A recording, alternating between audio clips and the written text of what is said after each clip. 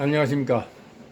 이 시간에도 실제 사주를 놓고 핵심 쟁점을 분석해 보도록 하겠습니다.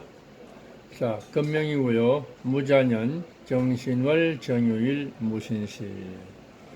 이 명조는 그냥 한눈에 얼른 그냥 종격, 별격, 어떤 그런 사주라는 것을 알 수 있습니다. 왜 그러냐 하면은 정화가 신월에 윤활의 신시에 태어나고 천간에 경금이 투관된 상태에서 또 금을 보조하는 토생금의 어떤 그런 상황이 연출되어 있기 때문에 그래서 분명히 이 명조는 정격의 정화가 주체가 되는 사주가 아니고 이 경신금이 대세가 되는 그런 사주이기 때문에 일명 종재격이다 이렇게 얘기하면 됩니다. 물론 식신생재격에 이렇게 상관생재격이다 이렇게 해도 말은 되는데 어차피 대세가 주체 세력이 완전히 경신금이 주류되었기 때문에 종재격 이렇게 보면 됩니다. 그러면서 이제 연지의 자수도 살짝 염두에 두고 염두에 두지 않아도 경금이 주체가 되면은 운에서는 수운이 오는 것도 무난히 잘 받아들인다. 종격이기 때문에 그렇습니다. 그렇게 보면 되고, 토운은 그다지 반길 거는 아니고, 그냥 오면 오는 대로 그렇게 사용하면 된다. 이렇게 보면 됩니다. 이제 종격이 돼버리면은 특징은 아무래도 오행이 편중되어 있기 때문에 그 주인공의 어떤 사상이나 기질이 아무래도 좀 약간의 어떤 다양성이 없이 객관성이 좀 부족한 어떤 외골수적인 그런 어떤 기질을 띌 수가 있습니다.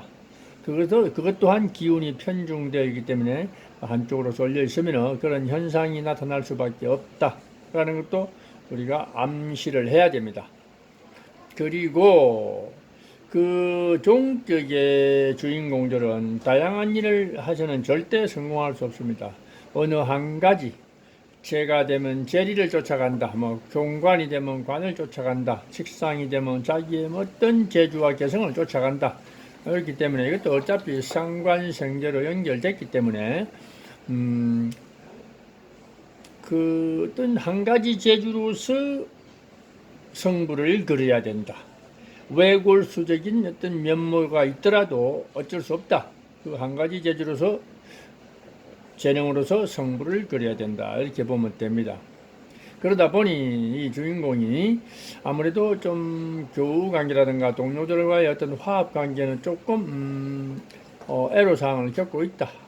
그렇게 쉽게 둥글둥글하게 화합하지 못하는 그런 면모를 가지고 있는 것도 사실이고, 그 다음에 또 기운이 이렇게 편중되어 있는 가운데 또 금세가 대세를 이루는 바람에 건강상으로도 신경이나 근육 계통에 약간의 장애가 있다. 심각한 것은 아니지만 약간의 치료를 요구하는 그런 정도의 장애는 있다라는 것도 확인된 사실입니다.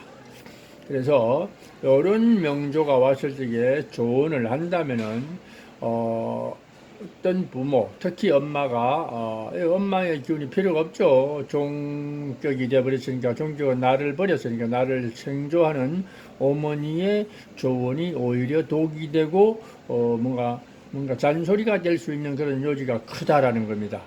일반 정격 같으면은 대개는 신강사주가 아닌 이상 어머니의 어떤 사랑과 관심과 어떤 조언이 힘이 되지만은 또 특히 정격의 신강사주라든가 아니면 별격의 종격사주는 나를 떠나버린 운명이기 때문에 나를 다시 생조하는 어머니의 조언이나 간섭이나 어떤 통제가 오히려 독이 될 수 있다라는 것도 부모님들은 꼭 명심할 필요가 있다 이렇게 보면 됩니다.